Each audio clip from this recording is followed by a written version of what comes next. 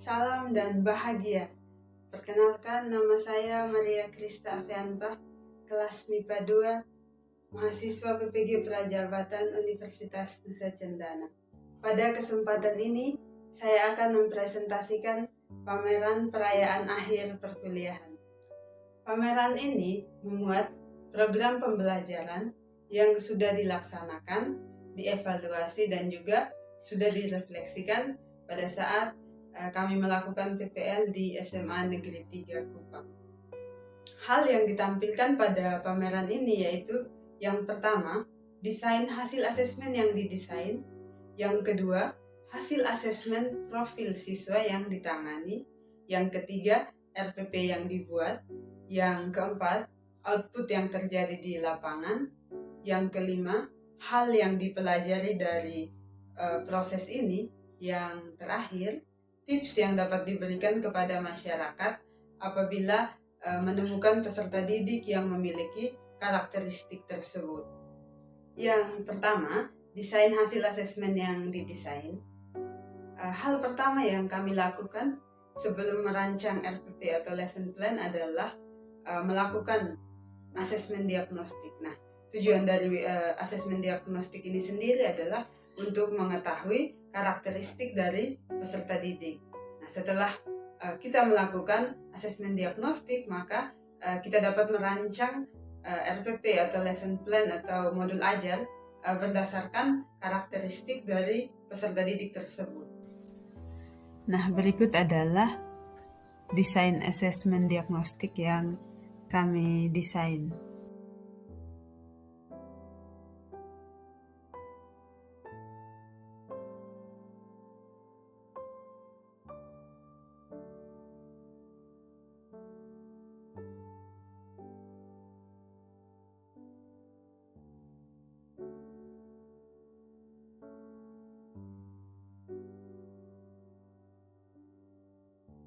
Nah, ini adalah salah satu hasil dari asesmen diagnostik, yaitu gaya belajar. Nah, gaya belajar peserta didik yang kami tangani ini meliputi auditori, visual, dan juga kinestetik. Nah, kebanyakan peserta didik dalam kelas yang saya tangani ini memiliki gaya belajar kinestetik. Untuk hasil asesmen profil siswa yang ditangani ini, secara keseluruhan tingkat perkembangan peserta didik sudah cukup baik, dimulai dari perkembangan emosi, perkembangan sosial, perkembangan moral, perkembangan kognitif, perkembangan motorik, itu pun sudah cukup baik, termasuk motivasi dan juga minat belajar. Selanjutnya, setelah kami memperoleh hasil dari asesmen diagnostik, maka kami mulai merancang RPP atau lesson plan berdasarkan karakteristik peserta didik tersebut. Jadi ini adalah dokumentasi pada saat kami bersama guru pamong merancang RPP. Selanjutnya ini bisa dilihat, ini adalah RPP kami. Jadi kami menyusun RPP ini dengan model pembelajaran yang kami gunakan adalah discovery learning. Selanjutnya ini bisa dilihat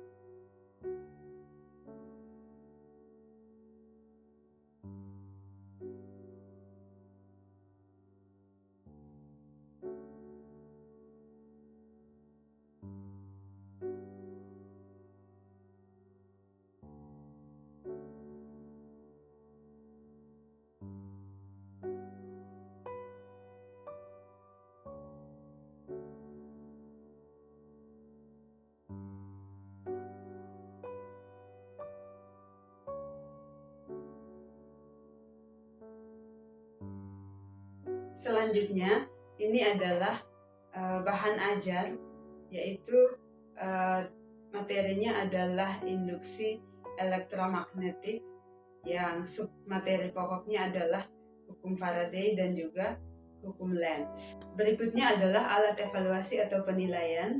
Nah, pada penilaian ini terdapat 3 ranah yang dinilai.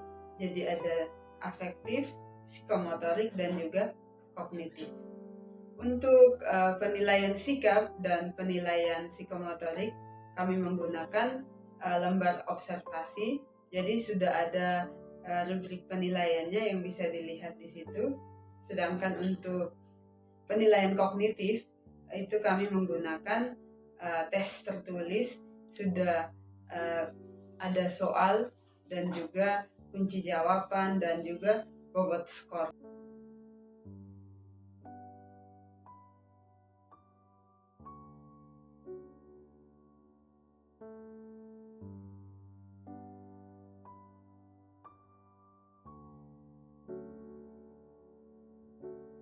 Selanjutnya ada output yang terjadi di lapangan.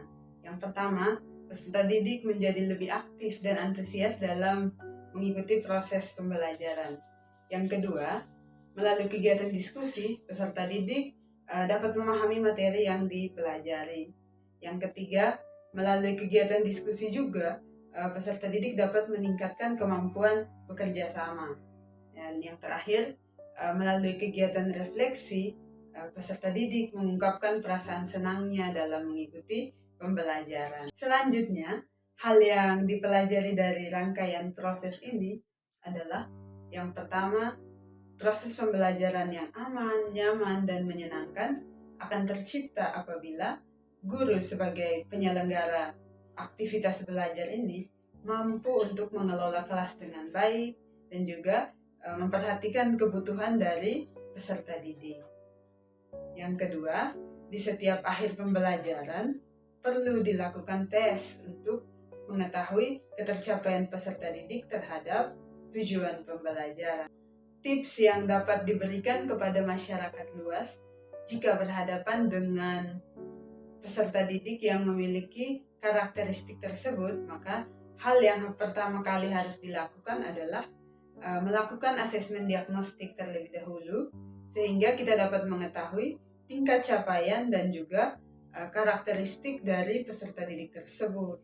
Nah, yang kedua, setelah kita mengetahui hasil dari asesmen diagnostik tersebut, maka hasilnya itu dapat kita gunakan sebagai pedoman untuk menyusun RPP atau lesson plan atau modul ajar.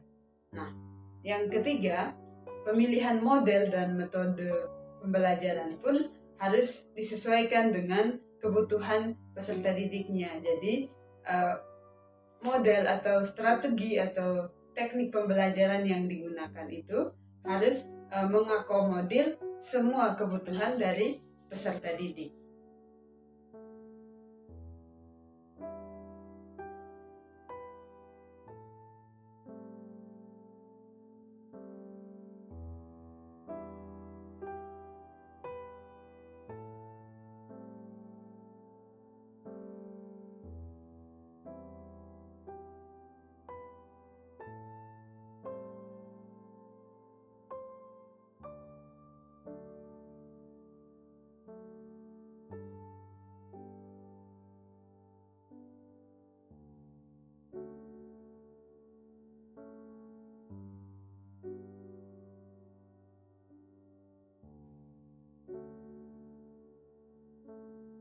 Sekian yang dapat saya sampaikan.